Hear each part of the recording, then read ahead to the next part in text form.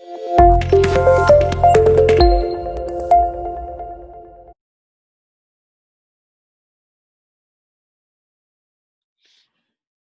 Category है solvency ratios. Solvency ratios, इससे पहले हमने क्या करे थे, लिक्विडिटी रेशियोज। लिक्विडिटी रेशियोज का पर्पस क्या है, short term financial position. Solvency ratios का मतलब क्या है, पर्पस क्या है, to ascertain the long term financial position of the business enterprise. तो पर्पस क्या है, to ascertain the long term, to ascertain the long term financial position of the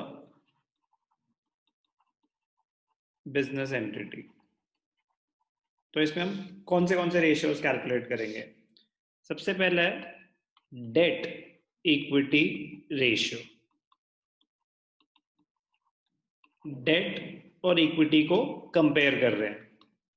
formula बड़ा ही सिंपल है, नाम में ही फॉर्मूला है, डेट अपॉन इक्विटी। तो date और इक्विटी को कंपेयर कर रहे हैं कि जो भी बिजनेस में पैसा इन्वेस्टेड है, या तो मैंने बोरो किया हुआ है या मेरा अपना है, डेट इक्विटी। तो कंपेयर कर रहे हैं। तो डेट में क्या क्या आता है, लॉन्ग टर्म बोरोइंग्स।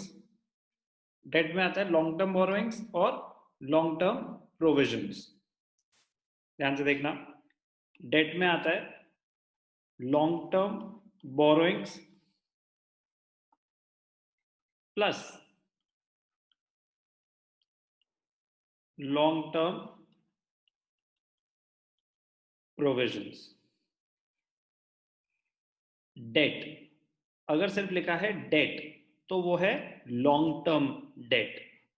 अगर लिखा होता टोटल डेट तो वो होता है long term debt plus short term date. अभी एक्सप्लेन करूंगा, ध्यान से देखना।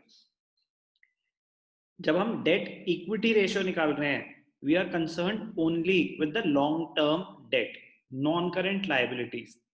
अब नॉन करेंट लाइबिलिटीज में क्या क्या आता है, लॉन्ग टर्म बोरोइंग्स आता है, डेफर्ड टैक्स लाइबिलिटीज आता है, अदर लॉन्ग टर्म लाइबिलिटीज और लॉन्ग टर्म प्रोविजंस। चार चीजें आती हैं नॉन करेंट लाइबिलिटीज में। वो कह रहे हैं कि for the purpose of ratio calculation, deferred tax liabilities and other long term liabilities और other non current liabilities are not to be taken into consideration. तो आपको सिर्फ क्या चाहिए, लॉन्ग टर्म बोरोइंग्स और long term provisions. Non current liabilities में सिर्फ दो चीजें कंसिडर होंगी डेट के लिए। Debt represents long term debt, तो डेट में लॉन्ग टर्म बोरोइंग्स भी आ रही हैं, लॉन्ग टर्म प्रोविजंस भी आ रहे हैं। इक्विटी, इक्विटी और कुछ नहीं आपका शेयर होल्डर्स फंड होते हैं। तो शेयर होल्डर्स फंड में क्या आता है, share capital plus reserves and surplus, जो भी share capital share holders fund में आता है। तो इसके अंदर आ जाएगा share capital both equity and preference plus reserves and surplus plus share warrants if any, money received against share warrants। All दो उसके अकाउंटिंग ट्रीटमेंट है नहीं, बट स्टिल पता होना चाहिए कि शेयर होल्डर्स फंड्स में ये सब आता है। Share capital plus reserve surplus normal scenario में, एक्सट्रीम सर्कमस्टांसेस में शेयर वारंट्स भी हो सकते हैं। तो जो हमने बैलेंस शीट के फॉर्मेट में सीखा था कि शेयर होल्डर्स फंड्स में क्या क्या आता है, वही इक्विटी है। कर क्या रहे हैं, कंपेयर कर रहे हैं डेट और इक्विटी को। क्यों कंपेयर कर रहे हैं, कोई भी बिजनेस में इन्वेस्ट करेगा तो ये देखना चाहेगा कि ओनर्स ने कितना पैसा लगा रखा है बिजनेस में और डेट कितना है, बोरो कितना कर रखा है बाहर से। क्योंकि जो बोरो कर रखा है उस पर आपका फिक्स्ड इंटरेस्ट बर्डन होता है, it carries a financial risk. कितना आपने बोरो कर रखा है, कितना अपना पैसा लगा रखा है, उसके बीच में कंपैरिजन है। जो आपको छोटी छोटी बातें बोली थी लिख भी देते हैं, ध्यान से देखना। Debt is long term debt. तो डेट इक्विटी रेशियो में जो डेट की बात हो रही है वो सिर्फ और सिर्फ लॉन्ग टर्म डेट की बात हो रही है, only long term date. Solvency ratios है ना, लॉन्ग टर्म फाइनेंशियल पोजीशन, तो वो शॉर्ट टर्म लाइबिलिटीज कंसिडर नहीं करते। टोटल डेट अगर हमें गिवन है तो total debt is equal to long term debt plus short term debt. Long term debt plus short term debt. Long term debt क्या होता है, जो भी हमने डेट इक्विटी रेशियो में पढ़ा, debt long term borrowings plus long term provisions. Short term debt क्या होता है, शॉर्ट टर्म डेट होता है current liabilities. Short term debt क्या होता है, करंट लायबिलिटीज।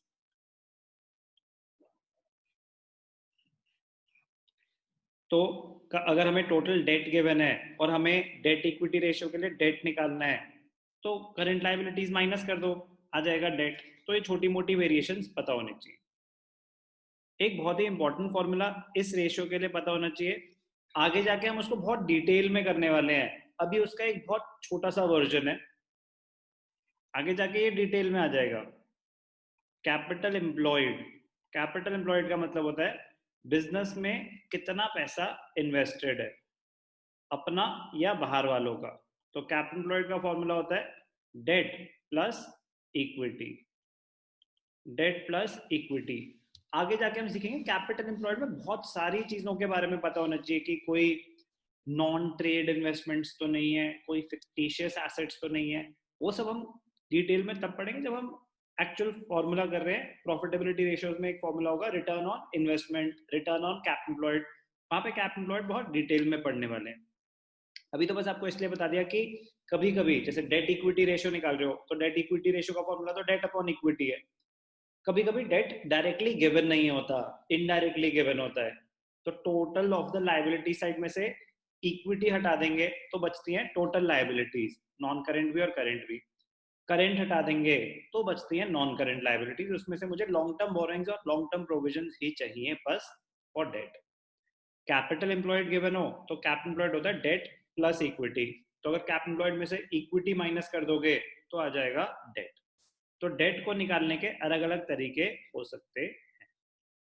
तो एक तो होता है कि फॉर्मूला तो पता ही होना चाहिए, कभी कभी क्वेश्चन डायरेक्टली गिवन नहीं होता, किस किस तरीके से गिवन होता है, इसीलिए आपको उसके वेरिएंट्स भी पता होने चाहिए। डेट में सिर्फ लॉन्ग टर्म बोरोइंग्स और लॉन्ग टर्म प्रोविजंस आता है और कुछ नहीं। Equity is share holders funds, उसमें शेयर कैपिटल और रिजर्व इन सरप्लस आता है। रेयर केसेस में अगर शेयर वारंट्स दे रखा हो तो ले लेना, अदरवाइज शेयर कैपिटल और रिजर्व इन सरप्लस ये आएगा। एक छोटी सी चीज पता होनी चाहिए, डेट इक्विटी में आइडियल रेशियो क्या होता है।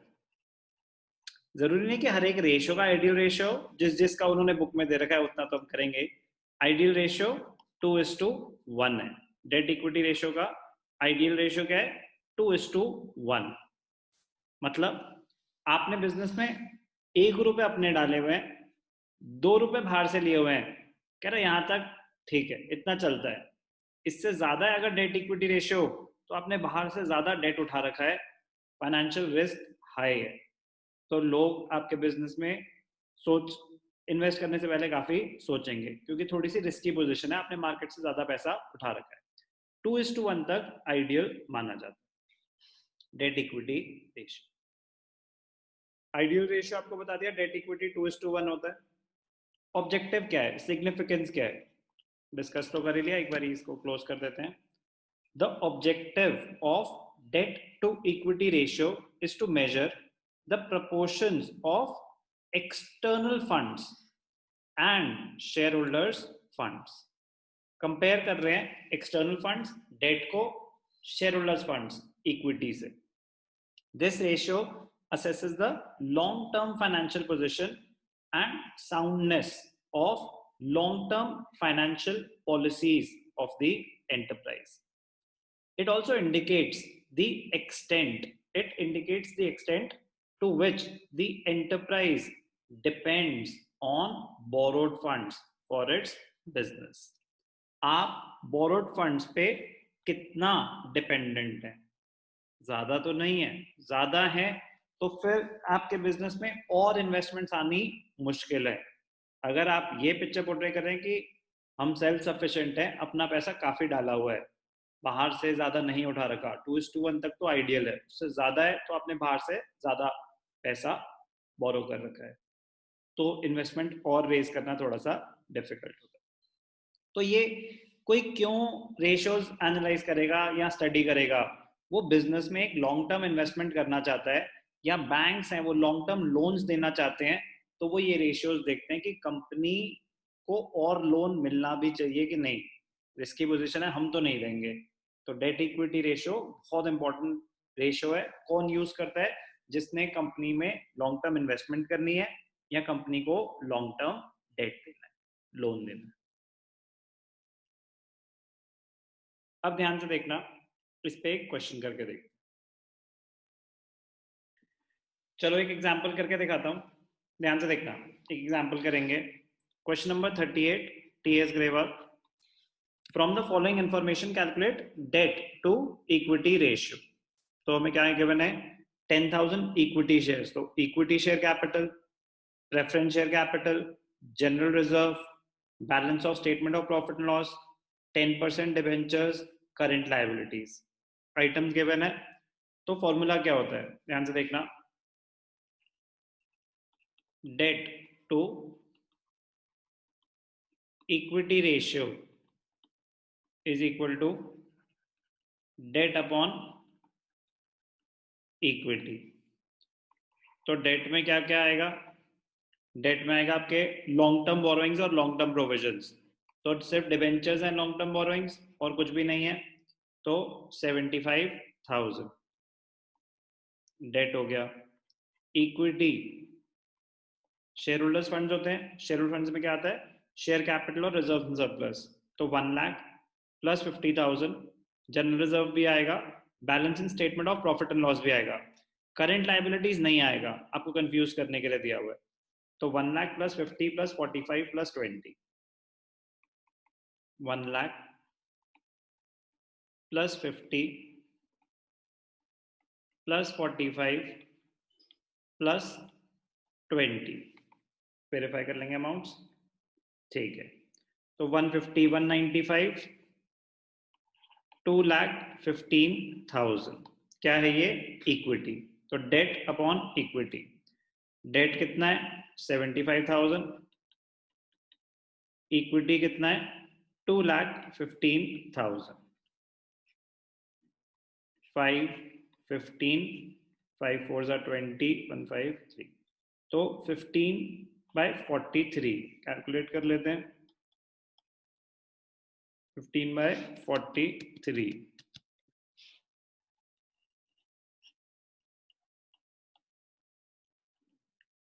5 4 3 3 4 12, 3 3 9, 4 3 12, 129, 21, 5 से नहीं 4 से जा रहा है, 4 4 16, 4 3 12, 172, 28, 38, तो ये 5 से ऊपर ही आएगा, राउंड ऑफ करेंगे तो 0.35 हो जाएगा।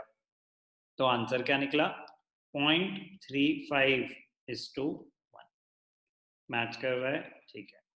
तो फॉर्मूला बहुत ही सिंपल है, debt equity ratio, debt upon equity. Identify करना आना चाहिए कि डेट में क्या क्या आता है, इक्विटी में क्या क्या आता है। डेट में आता है long term borrowings and long term provisions, equity में आता है शेयर होल्डर्स फंड्स। तो शेयर होल्डर्स फंड्स में क्या आता है? शेयर कैपिटल और reserves and surplus. Basic formula पता होगा, करना बहुत इजी। क्या करा अभी हमने? Date equity ratio.